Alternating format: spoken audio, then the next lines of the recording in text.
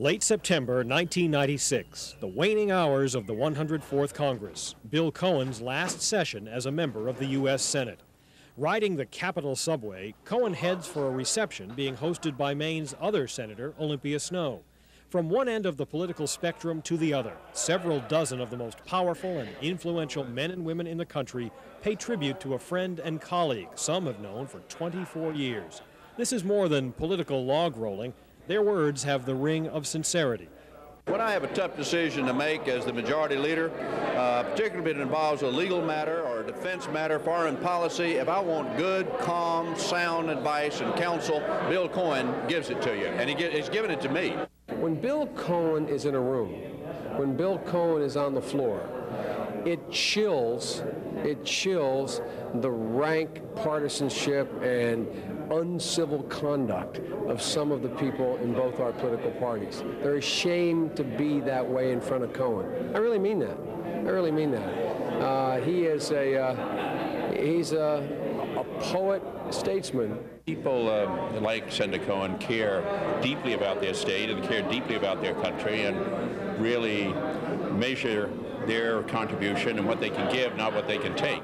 He kind of took me under his wing, and he's a great friend, a great mentor, and I'm really going to miss him. There's nobody in the Senate that has any more respect than Bill Cohen. Doggedly determined.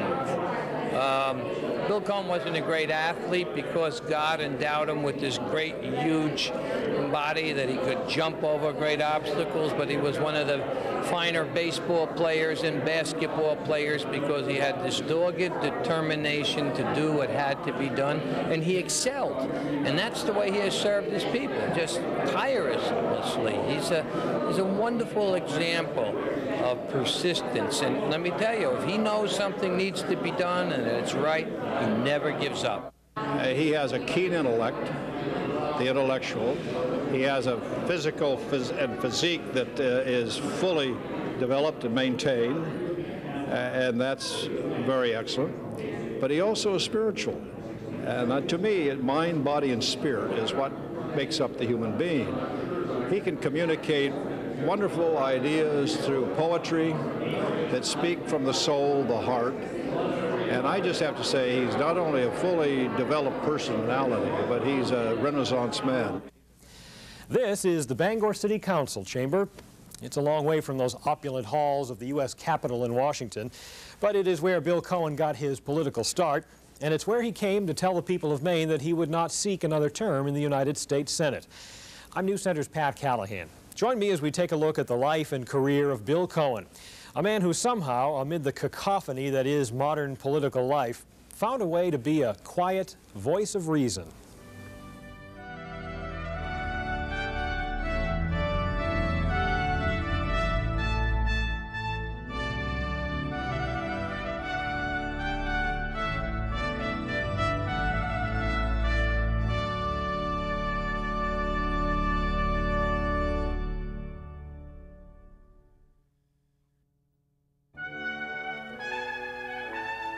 William S. Cohen was born in Bangor in August 1940, the grandson of Russian immigrants, the son of a baker.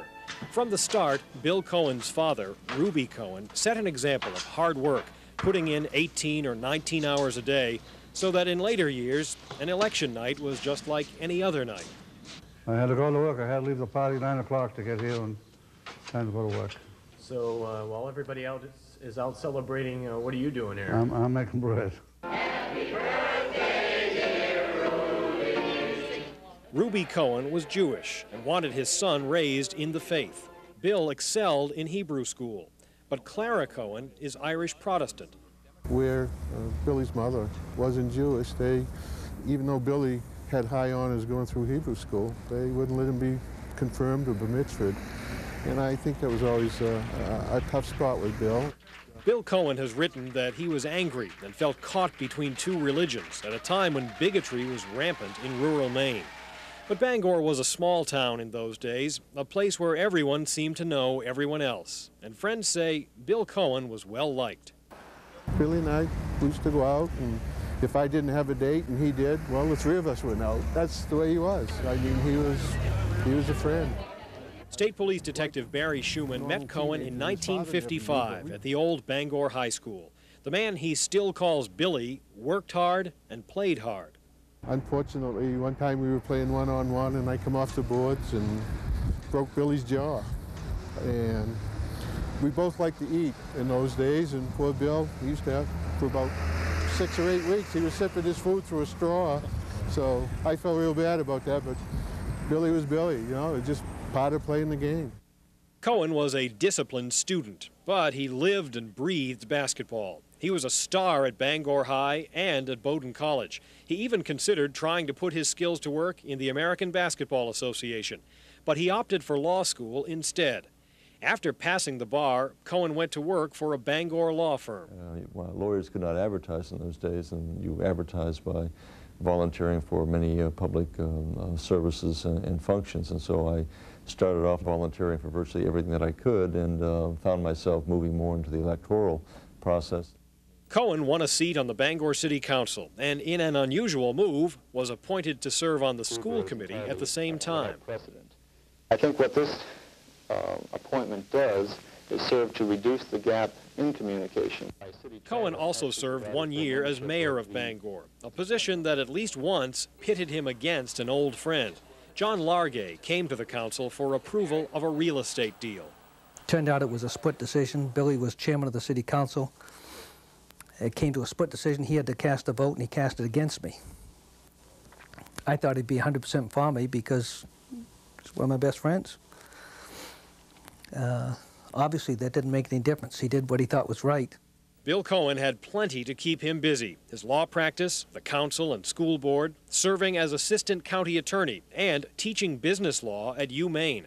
He saw a chance for a change when he was urged to run for an open seat in Maine's 2nd congressional district. Frankly, the idea was quite intriguing to me because the practice of law, while I enjoyed it, I was not enjoying it that much. I enjoyed the public service more than I did the private practice, and I found myself devoting more and more time to public service. And so I felt that it was a win-win proposition for me. If I ran and won, well, then I would have a new opportunity in political and public service. And if I lost, then I would have a greater visibility for the benefit of the firm that I was with. Cohen needed to set himself apart from the pack. He decided to do it by wearing out some shoe leather. The walk where I started on the border of New Hampshire and Maine, Gilead, and walked all the way to Fort Kent. I think that caught the imagination of a lot of people. It certainly attracted a good deal of media attention, but also there were literally tens of thousands of people out on the highway who saw me, many of whom stopped, offered me milkshakes and donuts and all the things that went along with that. So I gained, after walking 650 miles, I gained 22 pounds. But it was, I think that experience really made my campaign. When you get up at 4:30 to get to the factories at 5:30, 5:45, and campaign until 1 or 1:30 at night, it takes its toll over a period of time. And fortunately, I'm young enough that I can still rebound very quickly with maybe one night's rest to catch up. But it's a grueling type of thing, especially here in the 2nd District. We have 26,000 square miles in this district, and it's 9 counties, and it's a lot of traveling between places to see people. Once elected, Cohen used a little strategy to get the committee assignment he wanted. They will never put you where you want to go. You've got to earn those spurs, so to speak. So they'll put you where you least want to go. And that's what I did. I listed all of the choices, 5 choices, and I think the 6th one was the Judiciary Committee, where I really wanted to be, and that's how I ended up on Judiciary. Cohen could not have imagined what that assignment would lead to. It probably was the most stressful and challenging period of my life. I think the Watergate has certainly cast a very dark shadow over the Republican Party and the administration. I'm pleased that the President is finally taking very strong action to get to the bottom of this. The Judiciary Committee is ordinarily a quiet legislative backwater, but it was the eye of the storm for Watergate. In Washington, the House Judiciary Committee listened to more presidential tape recordings today. The Watergate break-in and subsequent cover-up raised grave constitutional questions. Should President Richard Nixon be impeached? The Judiciary Committee is where the proceedings began, the first in over 100 years. As you probably aware, there's a substantial split within the committee and within the academic community as to exactly what is an impeachable offense. I felt an enormous amount of pressure on me, certainly coming from my colleagues, much of it coming from my constituents, and from party loyalists, obviously, and friends who had helped raise funds to put me in Congress, who were deeply disappointed in the position I was taking, namely that I was going to listen to all the evidence and weigh the facts and then make a decision, and not simply adopt the position that it's my president, right or wrong, and I don't care what he did, I'm not going to proceed along these lines. So. Specifically, the president, who bears the ultimate responsibility for the enforcement of our laws, did not report this to the Attorney General or to the Director of the FBI. It was very difficult. There were bomb threats that were made during the course of the proceedings, some death threats, some directed to me, some to my family. It was a tough time.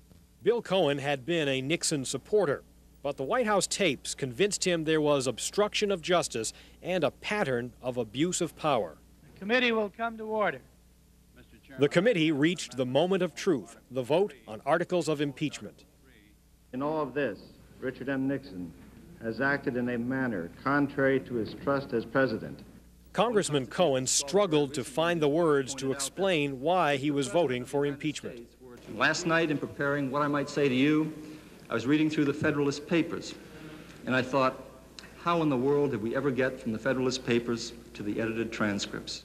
And I finally sat down and started writing some notes to myself, and wrote for about 2 or 2.5 hours, trying to outline exactly how I would express myself to the nation in the most historic vote I was likely to face in my lifetime, not knowing what the outcome would be, with people who were demonstrating in the streets, and worries about the country being torn apart by the process. I felt that I really had to express myself in a way that the average person could understand why I was voting the way I was going to vote, what the issues were that compelled me to do that, and it was a very stressful moment. The most serious and dangerous threat to our very society and liberties occurs when those in positions of power undertake to turn neutral instruments of government into agents of vengeance and retribution against private citizens who engage in the exercise of their constitutionally protected freedoms. Then Cohen had to go home to speak to the people of Maine about his decision. And I was flying in an aircraft, small plane that got caught in a thunderstorm, and we had to descend rapidly, and I recall we came down so rapidly, and I had a head cold, a very large head cold at that time, that the crystal in my watch popped, and my ears, the eustachian tube in my head filled completely to the point where I could not hear a single word that I was saying. And I got off the plane. I was a bit unsteady because I had lost my balance.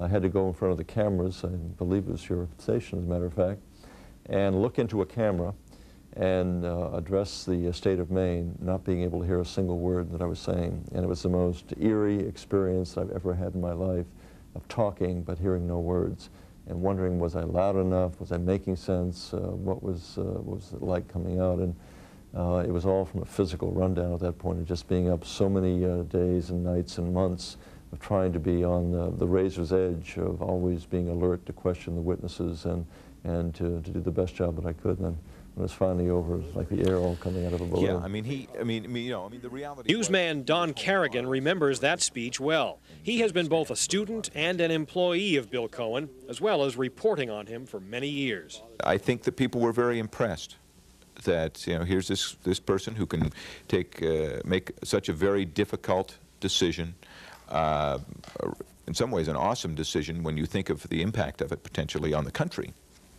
as well as on him. He came back, stood up and said, this is what I did, this is what I was told, this is why I made the decision I did, and feel free to judge me on that basis. Judge him they did, returning Cohen to Congress by landslide margins in 1974 and 76. Watergate made Bill Cohen a political star. You know, not all of us are willing to run the risk of appearing in the second edition of Profiles in Courage.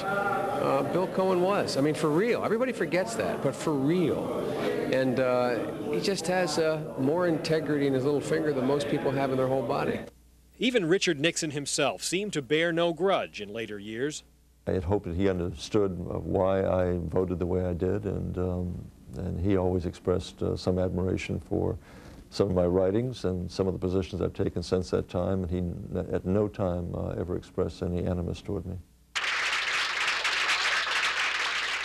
Cohen passed up a chance to challenge Senator Ed Muskie in the 1976 election, instead going after Senator Bill Hathaway in 1978. So I don't think I'll ever find enough words to express my thanks to you, and Diane joins me in that. But I've always been motivated, I think, by Justice Holmes's words that life is action and passion, and we must share in that action and passion at the risk of being judged not to have lived. And you've helped make it possible for me to truly live the past 6 years. I think after tomorrow you'll help me live at least another 6 years in the United States Senate. Mainers gave Bill Cohen another ringing endorsement at the ballot box and sent him to the Senate. There he would face another constitutional crisis, the Iran-Contra affair. In 1987, Cohen was on the special panel investigating the sale of arms to Iran and the illegal diversion of profits to fund Contra rebels in Nicaragua.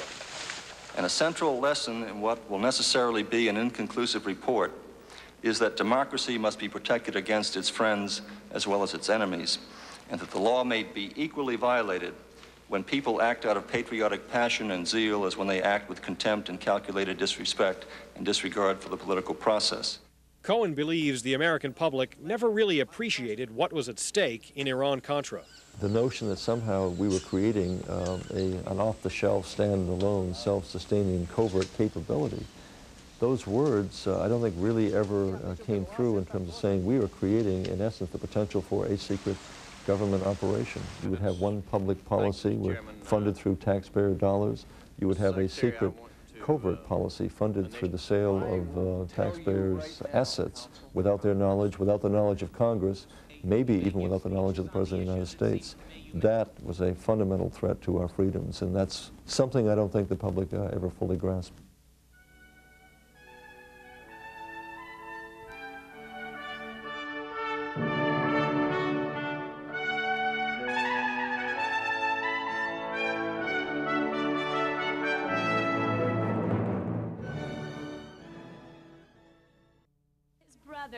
I christen thee the Sullivans. May the luck of the Irish always be with you and your crew.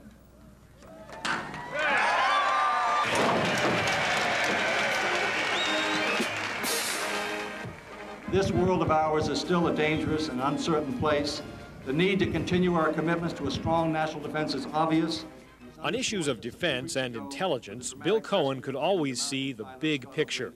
But he also wanted Maine's defense industries to have not preferential treatment, but a fair chance to compete.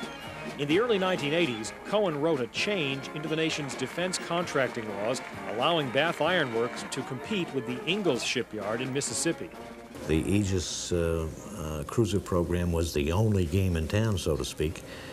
It was followed by the Aegis destroyer program, where we were the lead yard.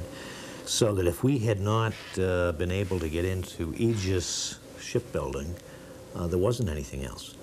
And so all of the jobs that have existed in Maine since the early 80s, measured in the thousands, would not have existed.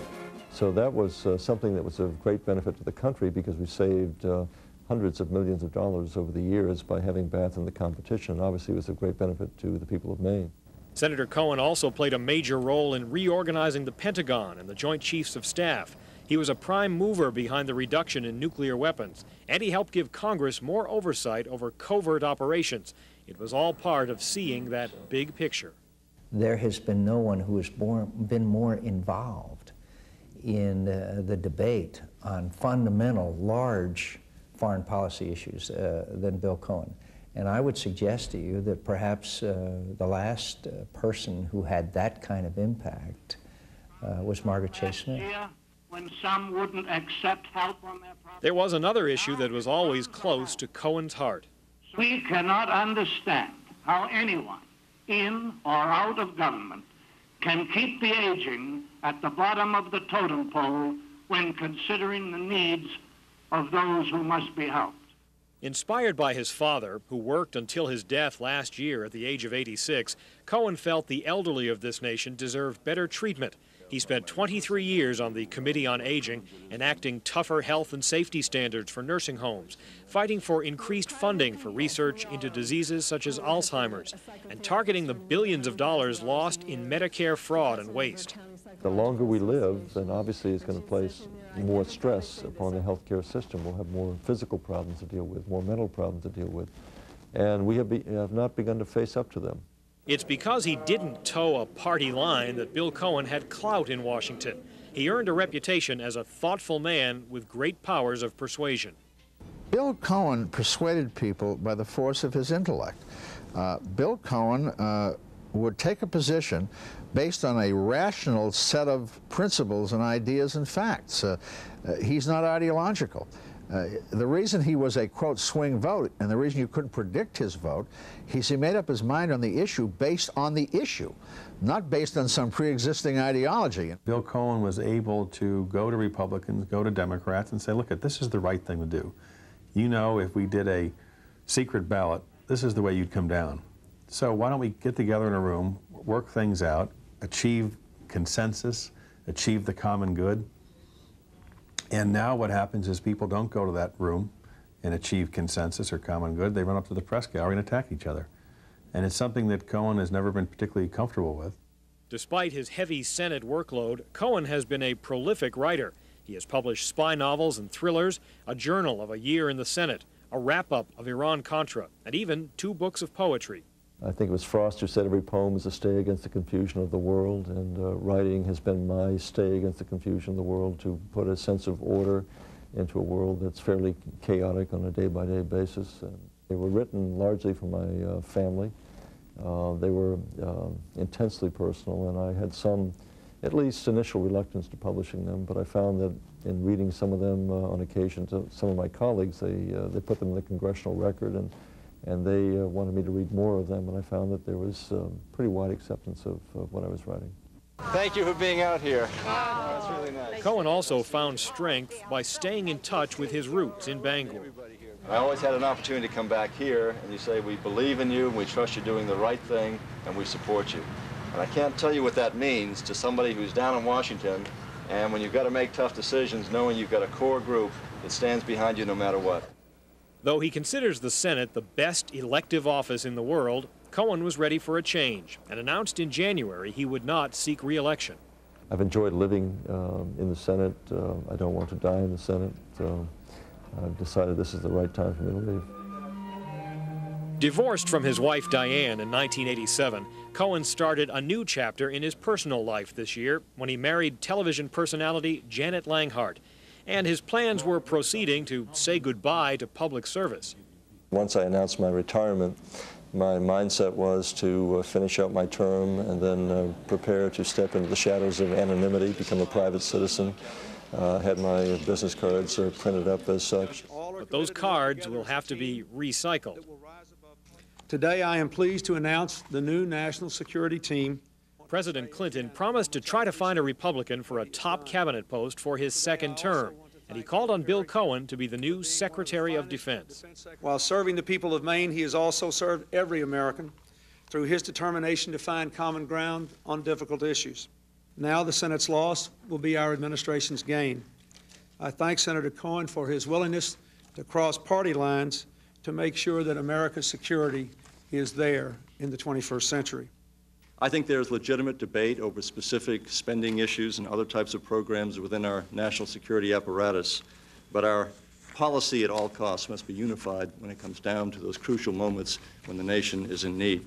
I didn't want to be a stick figure on the top of a totem pole that's been constructed by someone else.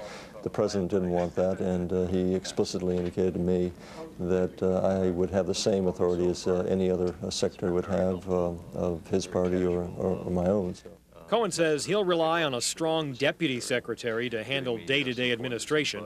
He'll focus on seeing that America can meet its responsibilities around the world and make certain it is in our vital national interests before sending young men and women into harm's way.